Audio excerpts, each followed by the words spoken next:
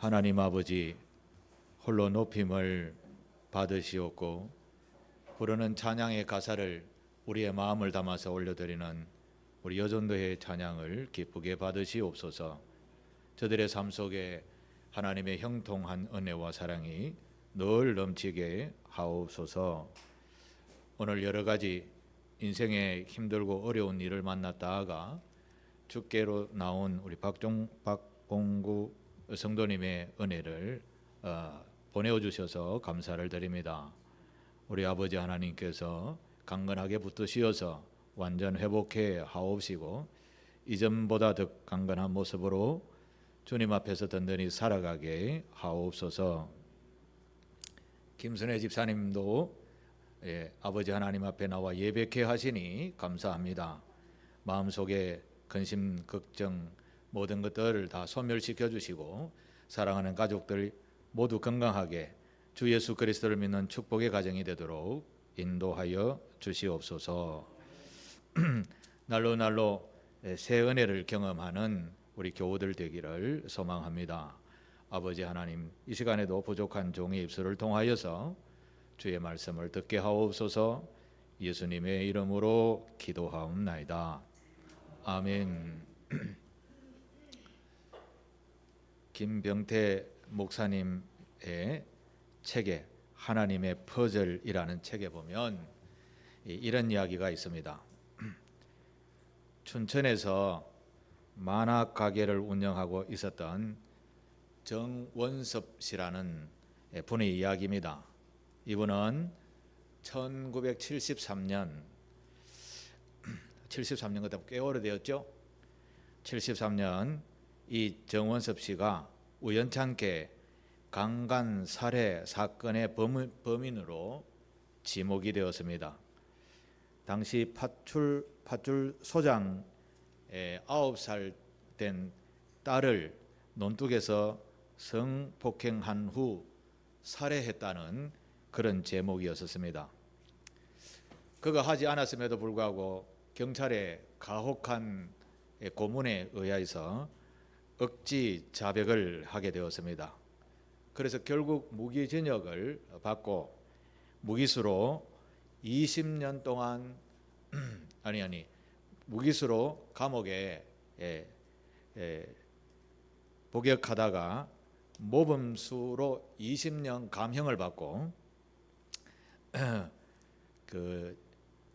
그러니까 15년 7개월 8일을 복역하고 1987년에 12월 24일 성탄절 이브 날에 특사로 가석방 되었었습니다. 이분은 그 이후로 거의 한 20년 동안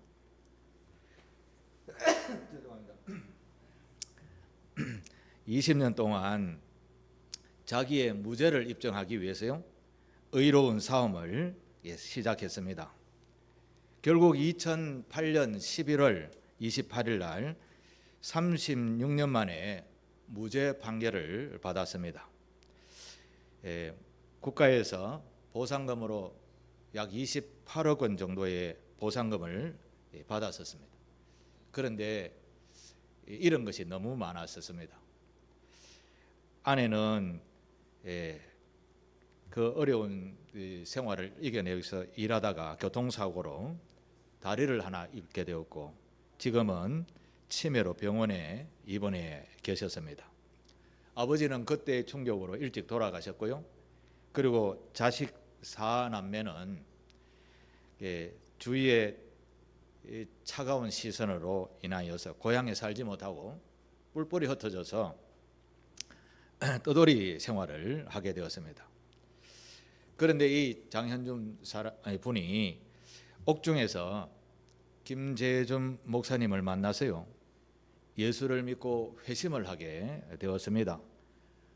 감옥에 있는 동안 신학 공부를 해서요 나중에 목사 안수까지 받게 되었습니다.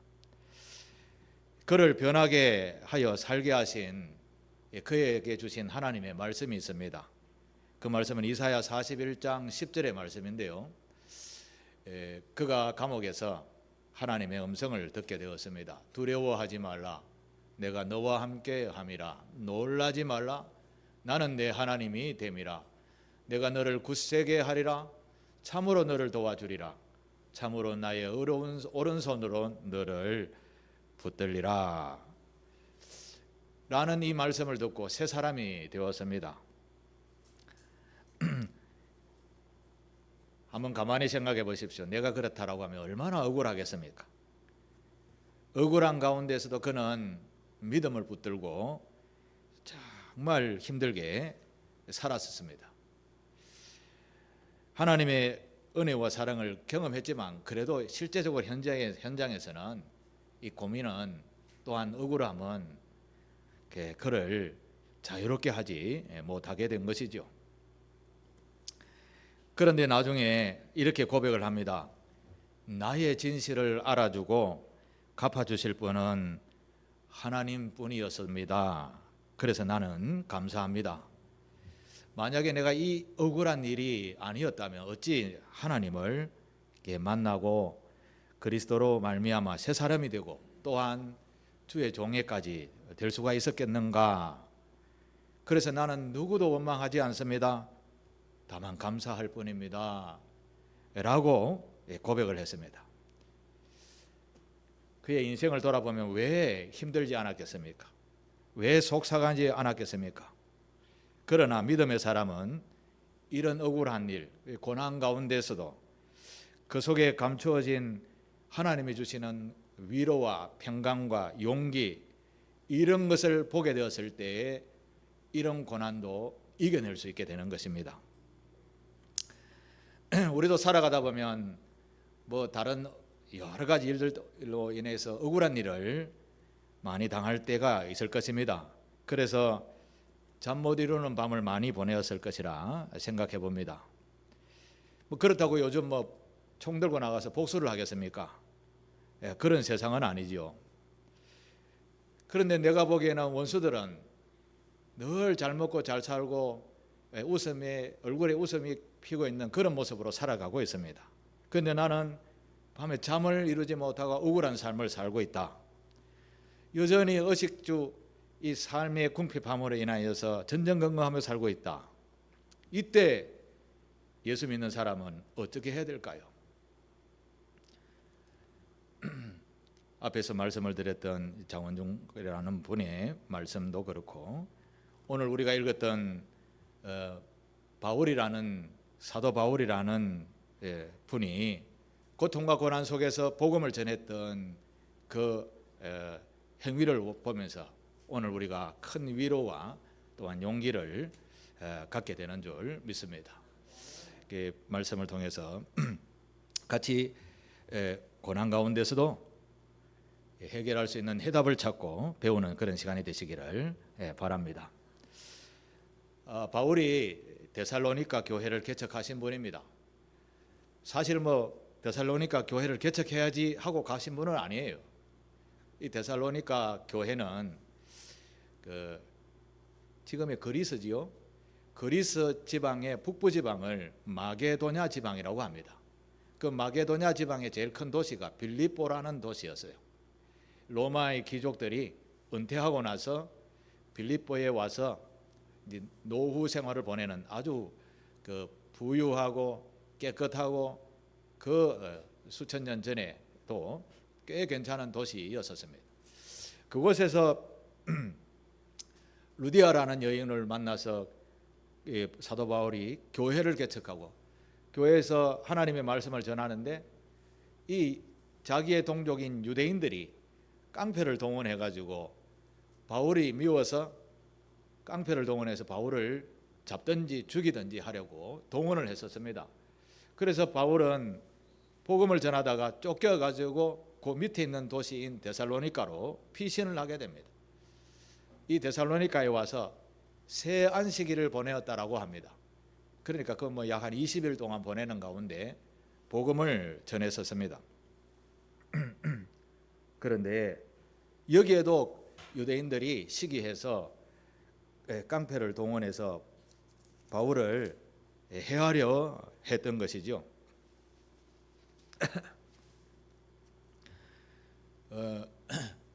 그곳에서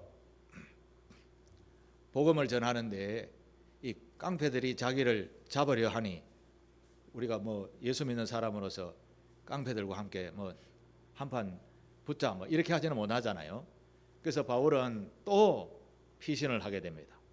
또 피신하는데 그 밑에 도시인 베레아라는 곳으로 가고 또 그 도시에서 피해서 지금의 아테네, 그 당시에는 아덴이라고 했습니다. 아테네, 그리스의 수도인 아테네로 또 피신하게 됩니다. 자, 이런 여정을 겪으면서 바울은 계속해서 복음을 전하는 것이죠. 복음을 전하는 겁니다. 우리가 생각할 때는 야, 도대체 뭐 이런 어떤 사람이 있길래 이런 고통과 고난 속에서도 끊임없이 예수 그리스도를 전하는가, 그렇게 생각할 수 있습니다. 우리가 예수 그리스도를 세상에 복음으로 전할 때에는 이 세상은 죄악의 주인인 사탄 마귀의 권세 아래에 있는 나라이기 때문에 예수 그리스도가 전해지면 사탄 마귀의 나라에서는 공격을 받기 때문에 그들은 가만히 있지 않고 모든 것을 다 동원해서 복음을 전하는 것을 방해하기 시작합니다. 사도 바울에게는 자기의 동족인 유대인으로부터 깡패를 동원해서 복음을 못 전하게 했던 것입니다. 그래서 바울은 이런 고백을 합니다. 에베소서 6장 12절에 보면 이런 고백을 합니다. 우리의 실험은, 이제 자기가 살아가는 이 지금 삶의 현장을 이야기하는 겁니다. 우리의 실험은 혈과 육을 상대하는 것이 아니요 통치자들과 권세들과 이 어둠의 세상 주관자들과 하늘에 있는 악의 영들을 상대한다라고 이렇게 고백을 했습니다.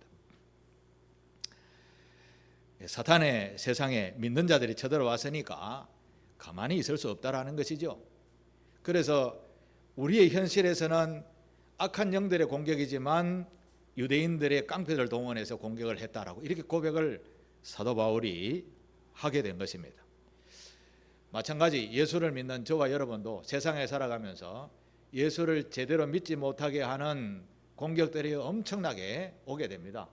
이때 해석을 할 때 악한 사단의 권세들이 나를 예수를 믿지 못하게, 천국에 가지 못하게 하는구나 해석할 수 있어야 되는 겁니다.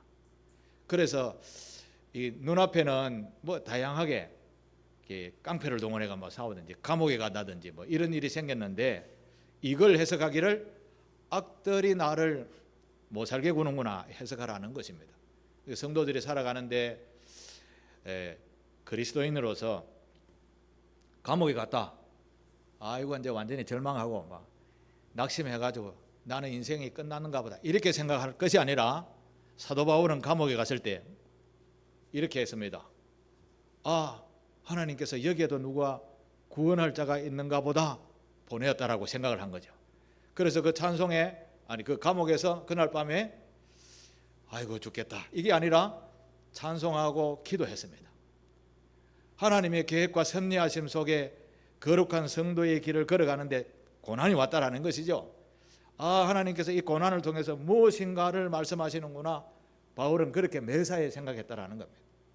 성도인 저와 여러분들도 만날 때 낙심할 것이 아니라 하나님의 거룩한 영광을 잊고 살아가는 성도에게는 이런 대적들이 온다 해석하시고 믿음으로 담대하게 나아가시면 승리하는 줄 믿습니다. 바울은 감옥에서 찬송했습니다. 기도했습니다. 그날 밤에 지진이 났습니다. 옥문이 무너지고 다 흔들려서 감옥 죄수들이 도망을 갔습니다. 지키던 간수들이 자기의 소임을 다 감당하지 못하기 때문에 바깥에 가면 죽게 되죠. 그런데 바울은 도망가지 않고 있다가 간수가 스스로 칼로 자기를 하려고 하니까 스톱, 내 여기 있어요 하니까 간수가 깜짝 놀라는 거죠. 그래서 그때 바울이 예수 그리스도를 믿고 구원을 받으십시오 라고 했더니 그 간수가 예수 믿는 사람 뭔가 다르네 라고 예수를 믿게 되었다라는 것이죠. 하나님의 계획하시면 우리가 인간으로서는 예측할 수가 없습니다. 그러나 그리스도인이 가는 곳에는 항상 하나님의 구원과 역사와 섭리하심이 있다라는 것을 믿고 나아가는 것이 성도의 본분인 것입니다. 사도 바울이 데살로니가 교회에 와서 3주 동안 복음을 전했습니다. 이 3주 동안 복음을 전하는 핵심이 사도행전 17장 3절에 나오는 말씀입니다. 같이 한번 읽어볼까요? 무엇을 전했는가? 시작. 뜻을 풀어 그리스도가 해를 받고 죽은 자 가운데서 다시 살아나야 할 것을 증언하고 이르되 내가 너희에게 전하는 이 예수가 곧 그리스도라 하니.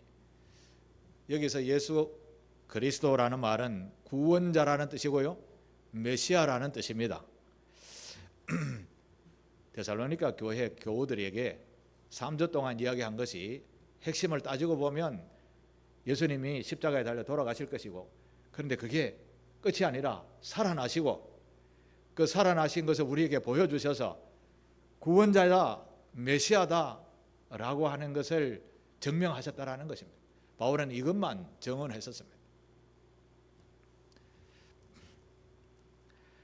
이렇게 복음을 전하다 보니까 데살로니가 교회 주변에 유대인의 건달들이 또 와가지고 그 바울 어디 있냐 이렇게 막 찾고 다니는데, 바울을 숨겨주는 야손이라는 사람이 자기 집에 숨겨두고, 야손이 우리는 모르는데요 라고 하다가 야손이 대신 건달들에게 붙잡혀서 감옥에 가서 재판을 받는 이런 일들이 있게 됩니다. 그런 순간에 이제 베레아 아덴으로 피신하게 되었던 것이죠. 그런데 사도 바울은 이렇게 도망가면서도 생각하는 게 뭐냐면, 데살로니가에서 복음을 전했는 그 복음을 받은 성도들이 몇 분 계셨는데, 그 성도들이 내가 20일만 전했기 때문에 한 달도 안 되는 기간에 그곳에서 복음이 뿌리 내리고 교회가 세워지겠느냐 근심이 되었던 것이죠. 사도 바울은 정말 복음에 대한 열정이 대단했던 것 같습니다. 우리 같으면 뭐 피했다 안심하고 또 다른 데 가서 복음 전하지 이렇게 할 건데, 복음을 뿌려놓았던 것까지 기억하면서, 그래서 자기 제자 디모데를 야 네가 가봐라. 이 디모데는 이 유대인 깡패들에게 얼굴을 노출되지 않았기 때문에 모르는 사람으로 데살로니카를 보내게 되죠. 그래서 디모데가 데살로니카에 가니까 거기에 복음을 받았던 좀 유력한 사람들, 또 귀족의 부인들, 이런 분들이 복음을 잘 받아들여서 우리가 교회로 잘 섬기고 예배를 하고 교회로 만들어 갑시다 해서 든든하게, 우리 교회 정도 좀 되겠죠. 뭐 대형 교회는 아니고 몇십 명 모여서 그렇게 예배 드리는 그런 교회가 된 것입니다. 그래서 이 디모데가 의외로 이 데살로니가 교인들이 예수를 제대로 믿는 모습을 보고 디모데가 바울에게 옵니다. 그때 바울은 고린도라는 교회를 개척하고 복음을 전하고 있었는데, 디모데가 와서 의외로 복음을 받아들였는데 그분들이 예수를 제대로 잘 믿고 또 그렇게 교회의 아름다운 모습으로 성장해 나가는 것 같습니다 라고 이야기를 하는 겁니다. 바울이 그 소식을 들으니까 기뻤을까요? 안 기뻤을까요? 사실 자기의 인생을 복음 전하는데 다 투자하는 바울이라서 한 영혼이라도 복음을 받고 변화되면 그의 인생에서 가장 기뻐했던 것이죠.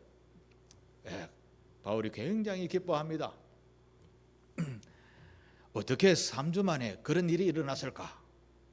그래서 바울은 로마서에다가 그 이야기를 적습니다. 로마서 1장 17절에 보면 복음에는, 같이 읽습니다. 시작. 복음에는 하나님의 의가 나타나서 믿음으로 믿음에 이르게 하나니. 이렇게 정리를 합니다. 여러분, 우리가 그냥 복음을 전합니다. 예수 믿으시죠 하지만 그 말에는 무슨 능력이 나타난다고 합니까? 하나님의 의가 그 안에 담겨져서 내가 그냥 전하기만 했지만 그 말 전하는 그 속에 하나님의 능력이 담겨져서요, 사람들에게 믿음의 씨가 뿌려지게 되고 그 믿음이 자라나서 나중에 교회가 된다라는 말씀입니다. 그것을 보고 바울은 이 로마서에다 이렇게 기록을 하게 된 것입니다. 사실 복음 속에는 사도 바울의 열정이 담긴 것이 아니라 하나님의 의와 능력이 담겨 있기 때문에 그렇게 아름다운 열매를 맺게 되는 것입니다. 우리 또한 마찬가지입니다. 뭐 우리가 뭐 작은 교회에서 뭘 하겠나라고 하지만 우리가 이것은 우리의 인간적인 생각이지 예수 그리스도를 믿으시지요라는 말은 하나님의 의와 능력이 담겨져 있는 씨가 뿌려지는 겁니다. 받는 사람이 밭이 좋은 밭에는 받아서 열매가 맺어지는 것입니다. 물론 뭐 다 좋은 밭은 아니겠죠. 데살로니가 교회가 바로 그렇게 세워지게 되어졌고, 그리고 그 소식을 기쁘게 듣고 편지를 써서 보내는 것이 데살로니가 전서입니다. 이 데살로니가 전서라는 것은 바울이 데살로니가 교회 성도들에게 보내는 편지입니다.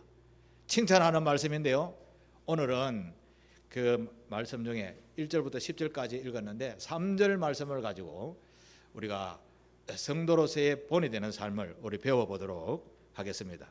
자, 3절을 우리 같이 읽겠습니다. 시작. 너희 믿음의 역사와 사랑의 수고와 우리 주 예수 그리스도에 대한 소망의 인내를 우리 하나님 아버지 앞에서 끊임없이 기억하미니. 아멘.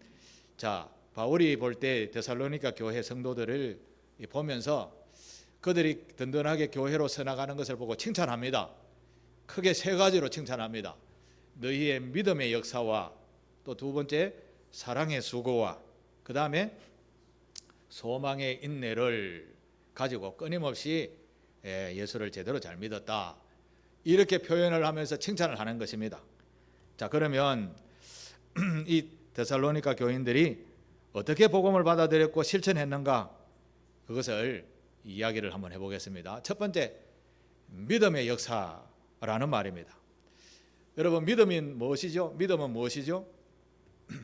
믿음은 어떻게 우리에게 들어온다고 했습니까?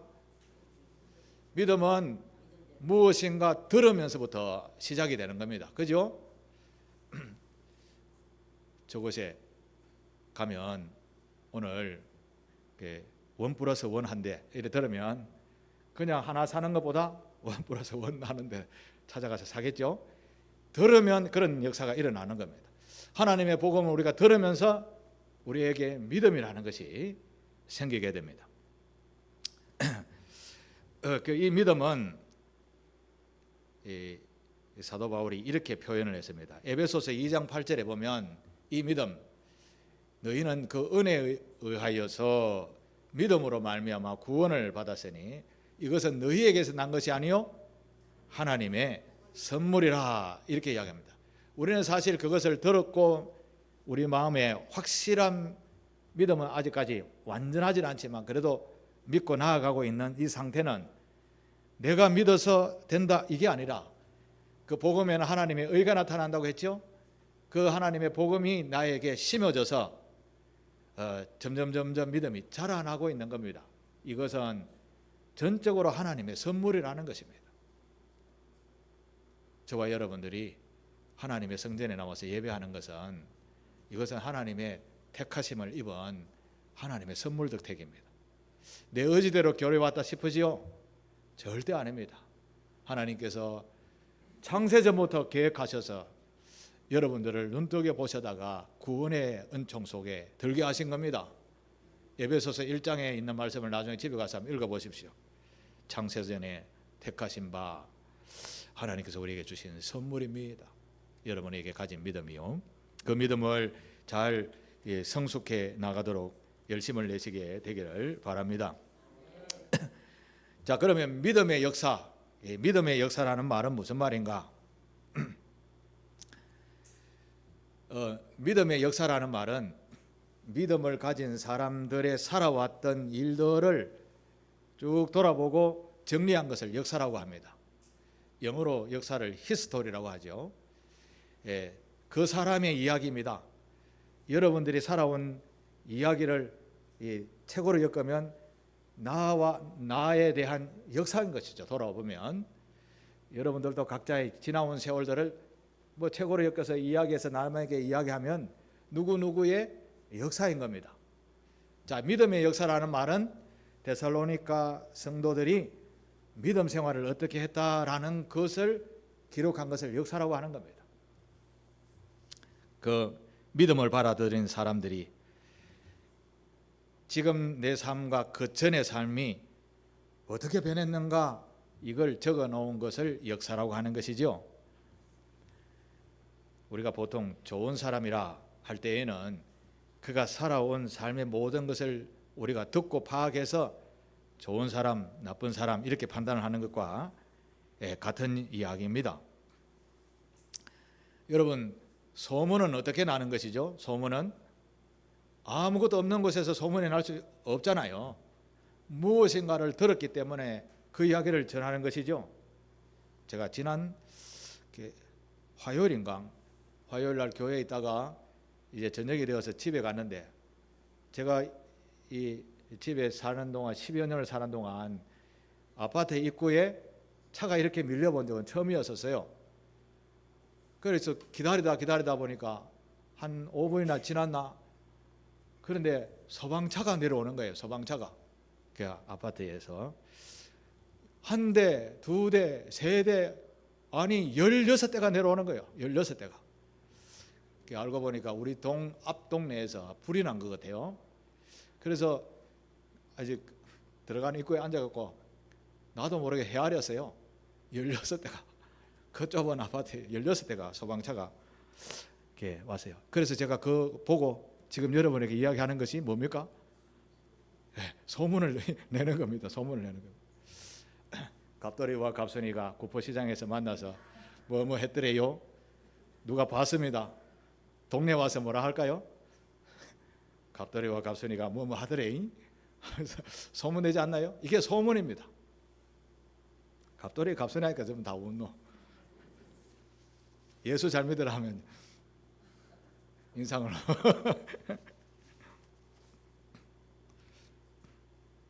데살로니가 교회 성도들이 옛날에는 이렇게 안 살았는데 지금 완전히 다른 삶을 사니까 이게 소문이 나게 된 것이죠. 그래서 교인들이 점점 많아지게 된 것입니다. 오늘 본문은 6절을 한번 보십시오. 6절에 보면 이런 말이 있습니다. 또 너희는 많은 환난 가운데서 성령의 기쁨으로 말씀을 받아 우리와 주를 본받은 자가 되었으니 라고 합니다. 교회가 성장하는 것은 하나님의 말씀 받고 그 실천하면 되는 겁니다. 그 말씀을 본받고 실천하니까 소문이 나게 되고 소문이 복음을 얻게 되고 다른 사람들도 구원하게 되어졌다라는 것입니다. 이런 이야기를 믿음의 역사라고 하는 겁니다. 믿음의 역사. 오늘 상길교회도 이런 믿음의 역사가 있습니다. 그러나 믿음의 역사는 이게 완성이 아니라 계속 되어져야 되는 것이죠. 주님이 오시는 그날까지 믿음의 역사는 계속 이루어져야 되는 겁니다. 성도가 본이 되려면 이런 믿음의 역사를, 소문을 자꾸 내야 되는 겁니다. 내가 소문 내는 것은 내 자랑이 되니까 안 되고, 내가 이전의 삶은 이렇게 했는데 지금의 삶은 이렇게 달라졌다, 다른 사람이 자꾸 입방아를 찌어주고 소문을 내어야 좋은 소문이 되는 겁니다. 이게 진짜 복음인 겁니다. 우리 교우들이 그런 삶을 살아서 아름다운 믿음의 역사를 기록하시게 되기를 축복합니다. 두 번째는 사랑의 수고를 아끼지 않았다라고 말합니다. 사랑의 수고라는 말은 아주 힘들고 어려운 고난과 역경 속에서도 절대 굴하지 않고 용기를 잃지 않고 끊임없이 수고하는 모습을 보고 사랑의 수고라고 합니다. 이걸 대표적으로 우리가 예를 들어 설명하면 부모가 자식을 위해서, 또 가장이 가족을 위해서 끊임없이 수고하는 것이죠. 지금 날씨가 얼마나 덥습니까? 제가 바깥에 5분도 제대로 못 서 있겠더라고. 이번 주간에도 너무 힘들었습니다. 뭐 다른 게 힘든 게 아니라 더위가 힘들어요. 추웠다가 이렇게 에어컨 밑에 있다가 더웠다가 이게 몸이 컨트롤이 잘 안 되는 겁니다. 그래서 괜히 힘이 빠지고 자꾸 눕고 싶고 입맛도 떨어지고, 그러니까 어떻게 되겠습니까? 자꾸 아파 보이는 것이죠. 여러분 안 그렇습니까? 이 더위 참 굉장히 힘들게 하는 것이죠. 그런데도 가족의 입을 채우시기 위해서 땀 흘리면서 일하는 분들이 많습니다. 가장 혼자 살면은 쉬어보지 뭐 이렇게 할 수 있습니다만, 집에 기다리는 쫄망쫄망한 자식들의 눈망울을 보고 땀을 흘려도 열심히 일하는 것이죠. 이게 사랑의 수고라는 단어의 표현인 겁니다. 여러분들도 그렇게 살고 있죠? 안 사십니까? 아마 말은 안 해도 다 그렇게 수고하며 살아가고 있는 줄 믿습니다. 그 수고의 대상이 또 상길교회를 위해서도 땀 흘리고 수고하는 우리 재직들도 있습니다. 뭐 안 알아주셔도 괜찮습니다 생각하겠지만, 그래도 하나님 다 알고 계세요. 여러분의 땀 흘리는 수고 하나님께서 절대 헛되이 하지 않으실 줄 믿으시기를 바랍니다. 우리가 이런 사랑이 있기에 헌신 수고하는 겁니다. 데살로니가 교회 성도들도 바로 이런 마음으로 가족들의 입을 채우기 위해서 열심히 땀을 흘리고 더위를 이겨가면서 일하는 부모, 가장처럼 그런 사랑의 수고를 아끼지 않았던 이 삶이 소문이 나서 데살로니가 교회가 성장하게 되었다는 것입니다. 우리도 그렇게 살아야 되지 않겠습니까? 바로 우리에게 그렇게 살라고 하시는 말씀인 것이죠. 교회를 위해서, 가족을 위해서, 또 내 직장을 위해서 예수 믿는 사람으로서의 사랑의 수고를 좀 달리 해보십시오. 저 사람은 예수 믿으니까 남다르게 봉사 충성한다. 남들 다 오기 전에 먼저 와갖고 직장에 와갖고 남들이 일하기 좋도록 에어컨도 켜놓고 선풍기도 켜놓고 청소도 좀 하고 환기도 하고, 예수 믿는 사람 좀 달라야 되지 않겠습니까? 이런 사랑의 수고가 복음의 씨를 뿌리는 기초가 되는 것이죠. 이런 아름다운 소문이 여러분들을 통해서 여러분의 가정, 여러분의 동네, 여러분의 직장, 그런 아름다운 소문이 나시게 되기를 축복합니다. 세 번째, 데살로니가 성도들이 뭘 했다고 합니까? 소망의 인내를 가졌다라고 하죠. 소망의 인내. 여러분, 인내라는 단어는 원문에 보면 이런 표현이 있습니다. 그 음악에 보면 4분음표, 2분음표가 있어요. 제가 음악 교실 때, 이제 학교 다닐 때 음악 시간에 배운 선생님의 말이 아직도 기억납니다. 4분음표와 2분음표는 네모 상자인데 줄 위에 있는 것은 몇 분음표죠? 줄 위에 있는 것은 2분음표고 줄 밑에 달랑달랑 달린 것은 4분음표입니다. 이제 줄 위에 있는 것은 두 박자를 치는 거고요. 밑에 달려서 이렇게 줄에 매여 달려 있는 것처럼 달린 것은 네 박자를 친다는 거죠. 줄 위에서 까불락거리면 넘어지기 쉽을까요? 안 그러면 밑에서 끝까지 붙잡고 있는 것이 떨어지는데 쉬울까요? 이제 선생님의 말입니다. 까불락거리다 잘 떨어진다는 것이 2분음표 이렇게 외웠습니다. 4분음표는 밑에서 안 떨어지려고 죽을 때까지 붙잡고 있는 걸, 요걸 인내라고 하는 겁니다. 인내. 우리가 살아가는데 끝까지 무엇인가를 붙잡고 놓지 않고 버티고 있는 상태, 이걸 인내라고 하는데, 소망에 대한 인내를 이렇게 가져야 된다라는 것입니다. 소망은 무슨 소망입니까? 천국에 대한 소망입니다. 사람이 태어남이 있고요, 죽음이 있다는 것은 진리입니다. 이것을 거부하는 사람 아무도 없죠? 마찬가지로 성경은 똑같이 이야기합니다. 태어남이 있고 죽음이 있는데 죽음 뒤에는 천국과 지옥이 있다라고 이야기합니다. 그래서 우리는 예수를 믿는 이유가 천국과 지옥이 있기 때문에 믿는 겁니다. 그런데 천국에 가는 것이 만만치 않아요. 만만치 않아요. 세상에 즐길 걸 다 놀고 줄 위에서 뛰어놀다가는 떨어지기 십상이지만, 그러나 천국 가려고 발부둥치고 줄을 꽉 붙잡고 있는 이 인내는 우리를 나중에 천국에 가게 한다라는 것입니다. 이런 소망의 인내가 저와 여러분에게 있게 되기를 축복합니다. 오늘 제목이 본이 되는 성도의 삶이잖아요. 우리가 어디로 가든지 데살로니가 교회 교우들처럼 이런 믿음의 아름다운 역사의 소문이 있어야 됩니다. 그리고 사랑의 수고가 있어야 됩니다.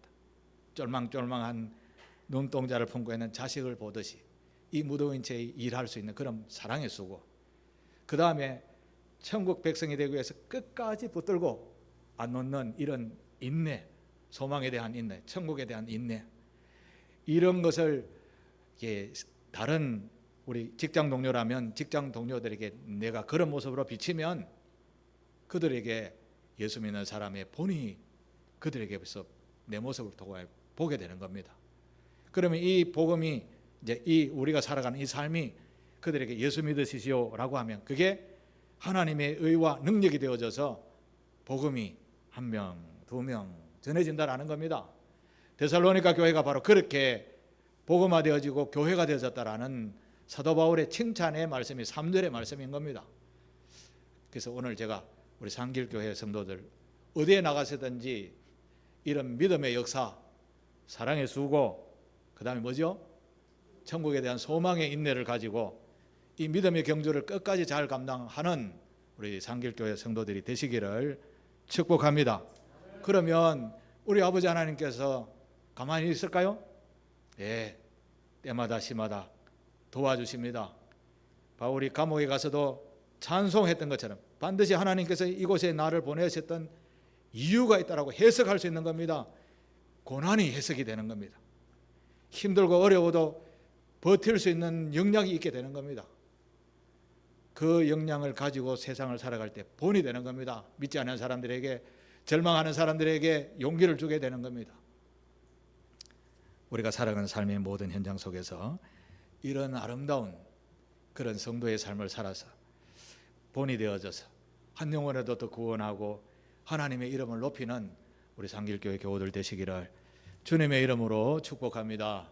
기도하겠습니다. 아버지 하나님, 은혜와 사랑을 베풀어 주셔서 감사합니다. 복된 성도들에게 주의 은혜와 사랑을 베풀어 주시고 이 험난한 세상 속에서 아버지 하나님의 인도하심을 알고 해석하고 인내함으로 승리하는 자의 삶을 살아가는 우리 상길교회 교우들 되게 하시고 이 데살로니가 교회들이 지켜왔던 믿음의 역사와 사랑의 수고와 소망의 인내를 우리 또한 받아서 아름다운 상길교회로 세워가게 하옵소서. 예수님의 이름으로 기도하옵나이다. 아멘. 우리 찬송가 400